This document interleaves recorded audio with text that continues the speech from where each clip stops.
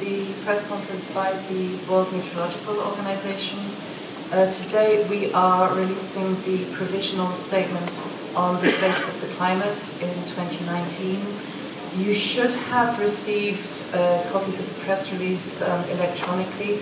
If you haven't, please come to me at the end and give me your business card, and I will make sure that we send them. And the press release is available in all official languages, and it will be posted on the WMO website. So in the center I have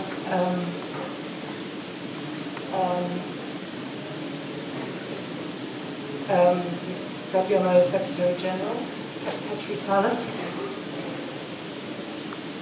So good morning everybody, and thanks for coming, and of course it's early in the morning and I'm happy that you were able to come so early here, but from WMO side we have organized you nice weather so that you can enjoy some morning sunshine, which is not always the case in many other countries. So we published a week ago a status of greenhouse gas report where we saw that we have again broken records in main greenhouse gas concentrations, and now I'm going to show you besides that also what we have observed in meteorological parameters, what we have observed in the sea areas, and what kind of disasters we have been facing so far worldwide. And all this is demonstrating that climate change is proceeding, and things haven't been improving according to the Paris Agreement. So we haven't seen any indications of improvement in the real status of atmosphere when it comes to implementation of the Paris Agreement. And I will show you some slides here. So first of all, we have seen so far 1 degrees warming of the planet, and the past 5 years have been the warmest years on record since 1850, when we established a global network of stations, and also the last 10 years have been the warmest period during this 170 years period. So far the warmest year was 2016, when we had a very strong El Niño, which was boosting the warming, but if you look at this graph you can see that the warming still continues, and there's no indication of phase out of the warming. And the next slide shows what we have observed in greenhouse gases. Here we have 3 main greenhouse gases: carbon dioxide, methane, and nitrous oxide, and in all of those we have again broken records. And the carbon dioxide concentration is highest in 3 million years, and 3 million years we had 2 to 4 degrees warmer planet than today, and the sea level was between 10 and 20 meters higher than today. So these numbers are already, especially this greenhouse carbon dioxide concentration number is somewhat alarming. This 400 ppm was regarded as a critical level, and we were exceeding that level already 3 years ago. Methane, which is the second most important greenhouse gas, we have also broken records, and methane has contributed about 17% of the warming, whereas carbon dioxide has contributed 2/3 of the warming. And out of those, clearly carbon dioxide is the most important, and its lifetime in atmosphere is very long. Let the carbon dioxide concentration be high, the problem doesn't disappear in the coming decades, so even not during the coming centuries. And the third greenhouse gas is nitrous oxide, and it's very much coming from the farmlands, and there we have also broken records. And when it comes to concentration increase, in N2O we were having the highest annual increase during the period since the early 80s. And the next slide shows temperature anomalies. Here we have compared 81 to 2010 period with the observations for this year, and you can again see that the Arctic has been the area where the warming has been strongest, and the anomalies have been strongest, but there has been also cold anomaly hitting North America, and we know that the changes in the Arctic, they are also having impacts on weather patterns outside of the Arctic area, and some of the cold and also some of the warm anomalies outside of the Arctic, they are related to the changes in the atmospheric dynamics, which is related to the warming of the Arctic. And there have been also fairly high temperatures observed in southern part of Africa.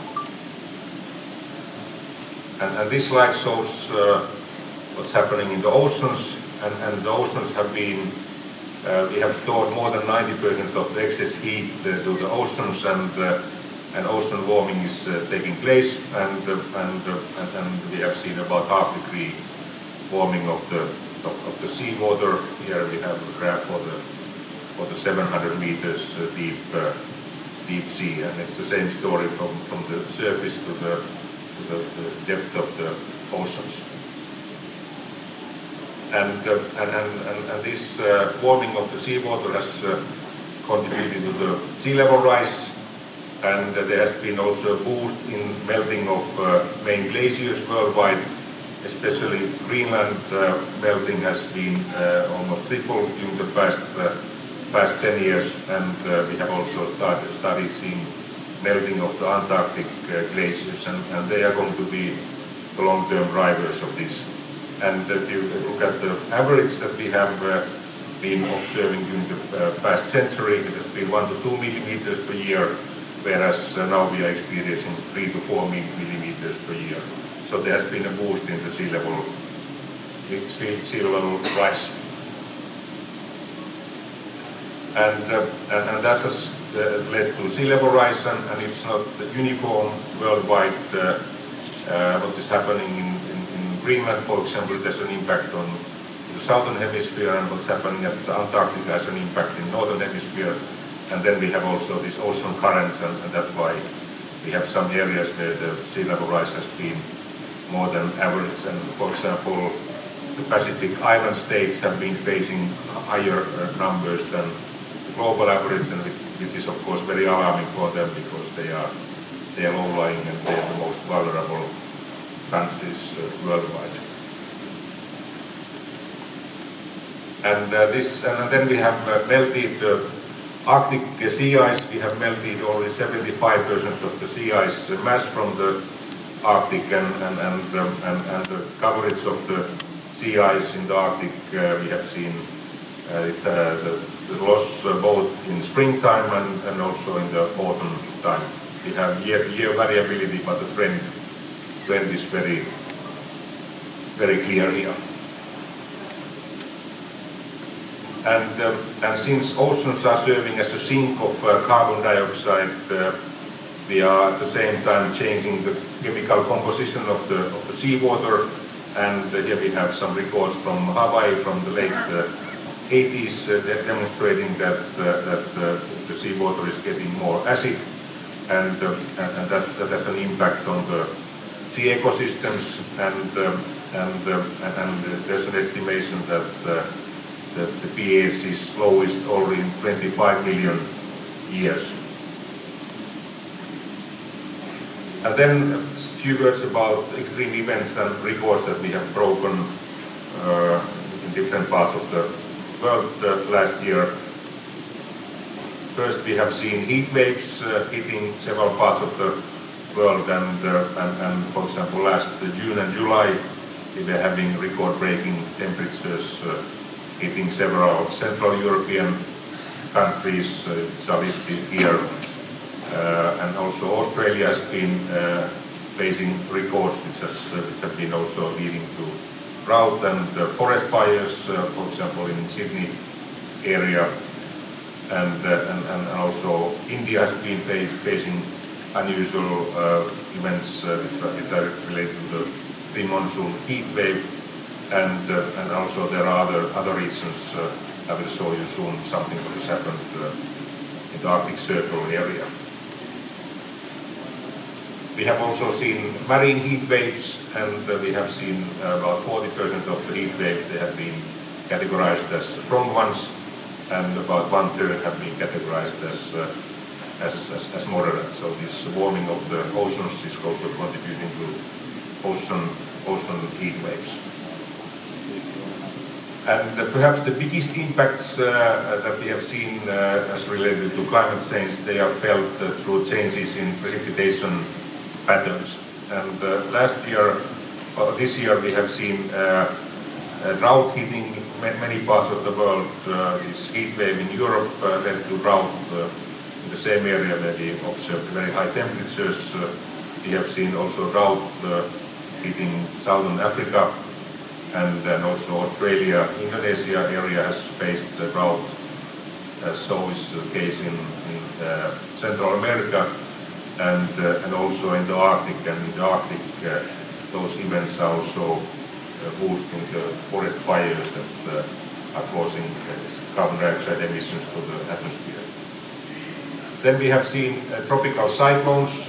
We saw Idai, which was the first such strong one hitting southern hemisphere in 100 years, and there were plenty of damage. And in developing countries like Mozambique, the means to evacuate a large amount of people, they are very different from USA. The evacuation is much easier operation. We had Hurricane Dorian hitting Bahamas, and there were, when Bahamas lost 25% of its annual GDP. There was record-breaking typhoon hitting Japan, which I was also personally experiencing while being in Tokyo, and they broke all-time rainfall records as related to that, and there were severe damage and about 100 casualties related to that. And there are a couple of others that are listed here as well. Wildfires, I already mentioned that they were severe. There has been still ongoing severe event in Australia, and fire season was also very active in South America. And of course, we are very much concerned of the rainforest ecosystems of Amazonas, which is a major carbon storage worldwide. And these wildfires, they are also contributing to the carbon dioxide emissions. And this year we had severe forest fires in eastern Siberia, which were related to this drought that I was just explaining, and that's why we have seen record-breaking emissions of carbon dioxide from those fires. Last year it was the case, a similar case in Canada, where we got the amount of the annual carbon dioxide emissions of Canada released by the forest fire. And there were also some severe forest fires in Scandinavia. So this is a new feature. And heat waves, we have started seeing a growing amount of heat waves because of this general temperature increase. And here we have some numbers from World Health Organization demonstrating that there's a growing trend. And then besides temperature challenges, we have also air quality challenges. Majority of the planet is population there, they are breathing air which is not meeting the health standards, and that's a growing problem especially in many urban areas. And there were also vector-borne diseases like dengue fever, which was where we had million cases in different parts of the world. And then we are working together with FAO, and FAO has estimated that we have started seeing growing amount of hunger worldwide. There has been a slight increase. There was a declining trend until 2014, but since then we have seen a slight increase, which is not good news when it comes to food security. And in the long run, this may be the major challenge related to climate change. So with these words, thanks for coming, and if you have any questions, I'm happy to answer them. Thank you. And we're honoured, before we pass to the questions, we're honoured to have been joined on the podium by Chile's Minister for Science, Technology and Knowledge and Innovation, Andres Cuvée. So give the floor to him to say a few words, and then we'll pass to questions.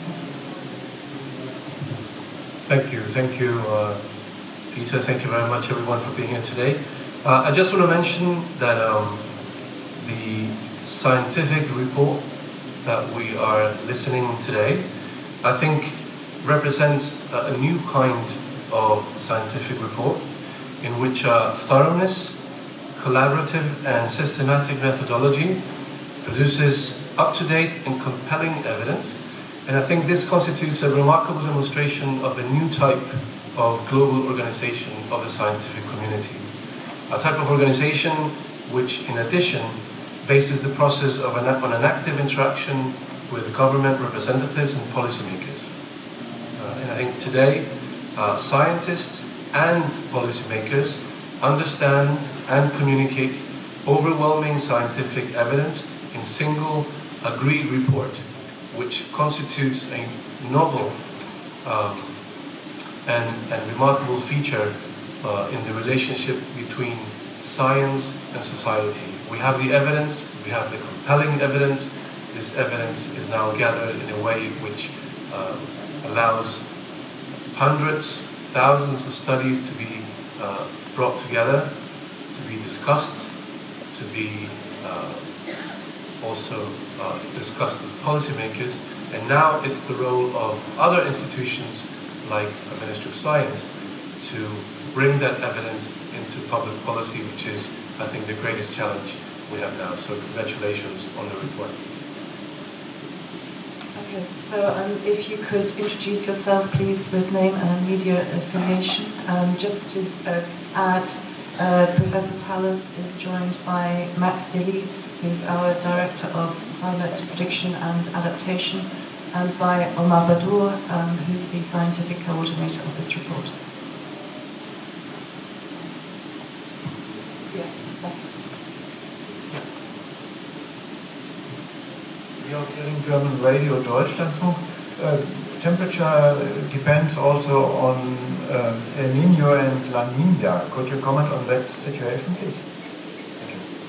Yes, so we have this El Nino La Nina variability, which is very much related to the variations of temperature over the Pacific Ocean, and last year was a year without any major impact, and we have seen the temperature increase continuing. But in 2016 we had very strong El Nino, and that's why 2016 has been the warmest year on record so far. So without El Nino we would have seen this kind of linear growth of temperature, but there was this boost in 2016.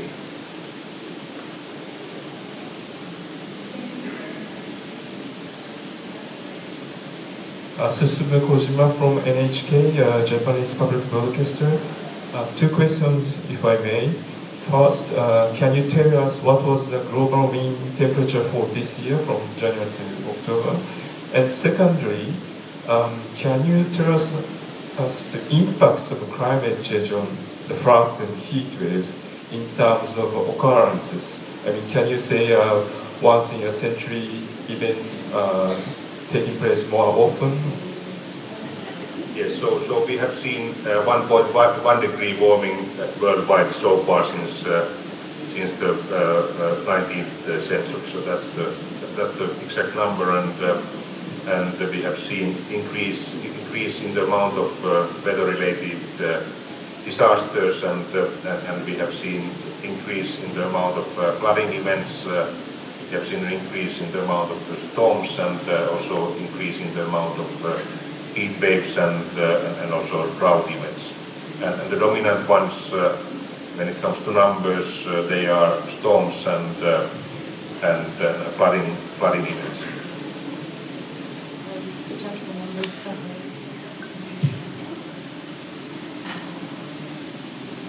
Jayanta Basu from Telegram Newspaper India. Two quick questions. First is that from the eastern part of India and Bangladesh is supposed to have one of the highest sea level rises. It's about 8 millimeter per year. Can you qualify it in context the global areas which are having higher sea level rises? That's number one.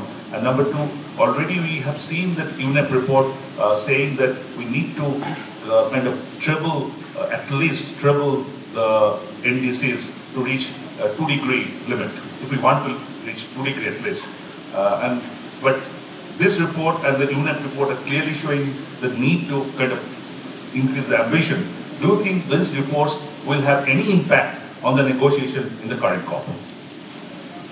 So the science community has been producing these kind of reports for already several decades. We have seen IPCC reports and WMO has been publishing these annual state of the climate reports, and they are, of course, as we heard from Minister Couvet, science has been very much the driver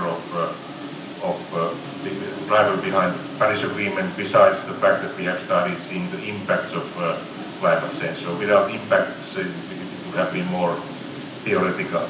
And all these findings that we have now is indicating that we are more moving towards 3 to 5 degrees warming by the end of this century. And the Paris pledges that countries indicated some years ago, they would mean about 3 degrees warming. And if we would like to reach 2 degrees, we should bend this emission growth curve in the coming 15 years and become carbon neutral by 2070. And if we would like to reach 1.5 degrees, we should bend this emission growth curve in 5 years and become carbon neutral by 2050. And so at the moment, countries haven't been following their Paris pledges, which show this. At the moment, we are not towards, heading towards even 3 degrees warming. The numbers would be higher if we would continue our current way of behaving. And here on the map, you can see the numbers of sea level rise, and you can see that there are certain areas where the numbers are higher than the global average, which are indicated with the red color here, and perhaps we don't have time to go to details here, but this material is available for you, and you can look at it more in detail. Minister Couvet would like to add a few words. I just want to add to your question. The scientific community, for example, in Chile, organizing the COP25, participated in the definition of our current NDC, and those NDCs now contain some concepts like carbon budget, like peak emissions. They were directly assessed and consulted with the scientific community. We have committed to carbon neutrality by 2050, to replacement of coal energy by 2040, and we are leading an alliance of carbon neutrality by 2050, which contains today more than 60 countries. So I think to your answer, the question is yes, the scientific community can have an impact, can make a difference, and I think these events like COP25 are the places where the scientific community can participate in public policy with very concrete results. The gentleman on the third row there, please. Thank you. Thank you. I would like to know if you have the new index for heatwave to combine the humidity with another parameter. So could you just repeat the question a little bit louder? The new index for heatwave to combine humidity and or another parameter. Okay, so how hot you feel? Yeah. Dr. Bador, would you like to answer that? Yeah, the question, if I understand well, is there an index that combines the heat and people? Humidity, yes. This is actually part of the analysis that we have from the World Health Organization, and we condensed all the information in terms of triggering some diseases. And this, for example, for the dengue fever that Secretary General showed a map, it's actually linked to parameters like temperature and humidity. So in the report we do not provide exact relationship, but the analysis is based implicitly on this kind of parameters. If I could just add something on that, at the country level, several years ago, WMO and the World Health Organization published a guideline on heat wave and human health early warning systems. And that guideline, which is available on the web, has a whole list of different indices that can be and are being used for supporting heat health early warning systems in different countries around the world, and they incorporate a number of these different parameters. David, should I talk? Oh, there you are. Okay. Hi, thank you. David Shook from BBC. Just to clarify one thing, you say you're almost certain that the last 10 years have been the hottest decade on record. I mean, does almost certain mean you're not quite sure, or that you can't be sure yet because the decade hasn't quite finished? It's the latter. And then secondly, obviously, and you referred to this, you produced reports like this time after time. Emissions keep going up. Is anybody listening? So first of all, of course, when we talk about climate for this year, we still have less than 1 month time to finalize the year, and same is true for the decade. But of course, we know already that this 1 month that doesn't change the big picture. So that's why we have to say that it's tentative, but we will have the final numbers once after a few weeks. But for sure, it's going to be the warmest. The atmosphere doesn't behave in such a way that we would have very cold anomalies which would change the picture totally in 4 weeks.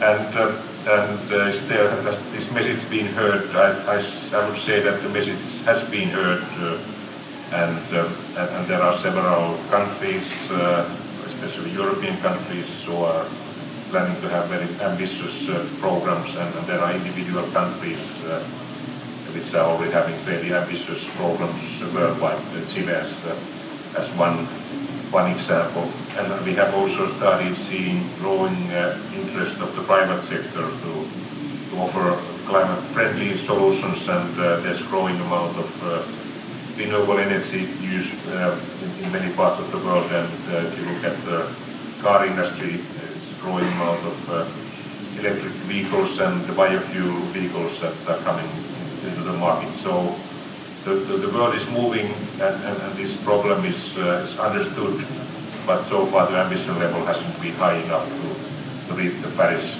targets. But there's no reason to be totally pessimistic that nothing is happening. I think that things are happening, but so far the ambition level hasn't been high enough. Minister Kuve, and then we have time just for one last question. Just in the topic of is there anyone listening, I think we are listening. The example that I just gave is a clear example that we are listening. Our NDCs were constructed with the evidence from the scientific community. The Alliance for 2050 has more than 60 countries today. I want to insist on that. And there's a lot more to do. It's not only countries that need to listen. We also need to involve the private sector. We also need to involve the civil community. And so I think there are people listening. There's a lot more to do. And we have to increase the scope of the potential listeners.